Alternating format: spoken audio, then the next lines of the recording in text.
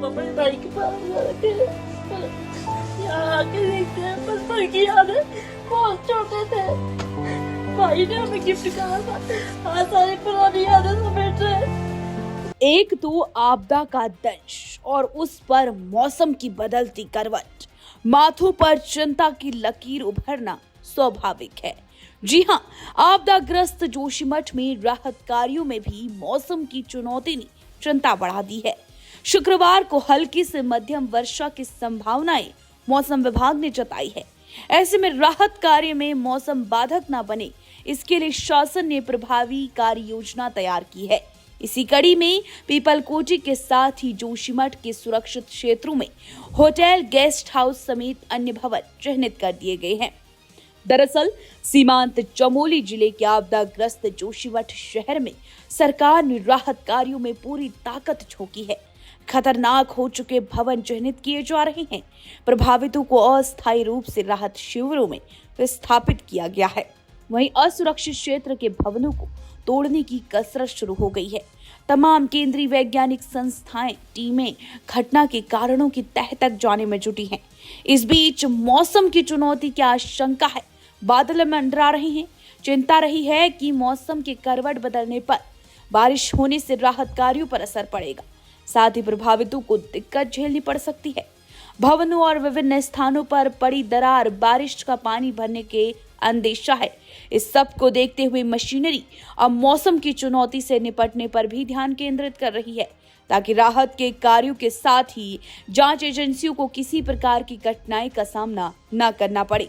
मौसम की चुनौती से निपटने के लिए पीपलकोटी के अलावा जोशीमठ के सुरक्षित क्षेत्र में होटल समेत अन्य भवनों को चिन्हित किया गया है और जरूरत पड़ने पर वाटरप्रूफ टेंट समेत अन्य व्यवस्था करने के निर्देश भी जिला प्रशासन को दिए गए हैं। वहीं इस बीच मौसम विज्ञान केंद्र के अनुसार राज्य के पर्वतीय जिलों, विशेषकर उत्तरकाशी, चमोली, पिथौरागढ़ में हल्की वर्षा, बर्फबारी के आसार बने हैं।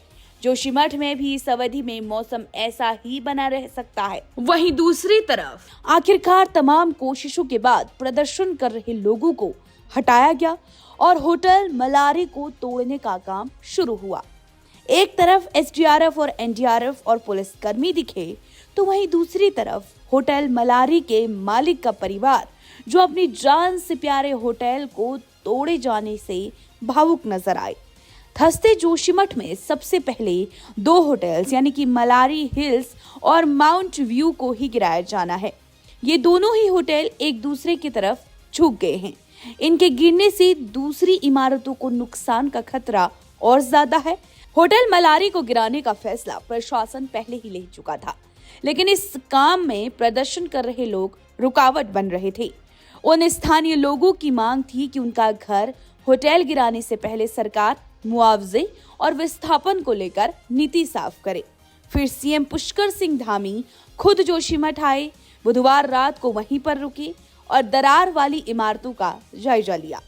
फिर गुरुवार को लोगों को भरोसा देकर गए, फिलहाल किसी घर को नहीं तोड़ा जाएगा, सिर्फ खतरे वाले होटल्स को ही गिराया जाएगा। वहीं उत्तराखंड के आईजी इस पर बोले कि ऑपरेशन में समय लगेगा, 24 घंटे दिन रात काम होगा, ताकि जोशीमठ में किसी बड़ी अनहोनी को रोका जा सके। वहीं इस बीच उत्तराखंड सरकार ने जोशीमठ के पीड़ित परिवारों को राहत देते हुए उनके लिए 45 करोड़ रुपए के राहत पैकेज की घोषणा की है। ये पैसा जोशीमठ में भूधसाव से प्रभावित लोगों के बीच बांटा जाएगा। मुख्यमंत्री पुष्कर सिंह धामी ने कहा, हिमालय राज्य में क्रमिक भूमि धसाव से प्रभावित लगभग 3000 परिवारों के लिए राहत पैकेज जारी किया गया है। वहीं इस संकट के बीच जोशीमठ के लोगों का पलायन दौर जारी है। जहां जहां घरों में दरार पड़ी है, वहां से लोग लगातार सामान लेकर निकल रहे हैं, लेकिन अभी भी बड़ी संख्या में लोगों के घर खाली करने का इंतजार है। लगभग 730 मकान चिन्हित किए गए हैं, जो कि खतरे की जद में हैं, लेकिन 110 से ज्यादा परिवार ऐसे हैं जिन्हें अब तक वहां से निकाला जा चुका है। और सुरक्षित इलाकों में पहुंचाया गया है और लोग भी रोते बिलखते अपने घरों को छोड़ने के लिए मजबूर हैं। वहीं अब मौसम विभाग की ऐसी चेतावनी के साथ लोग डर गए हैं, क्योंकि अगर मौसम बिगड़ता है तो राहत कार्यों के साथ साथ लोगों पर सीधा असर पड़ेगा।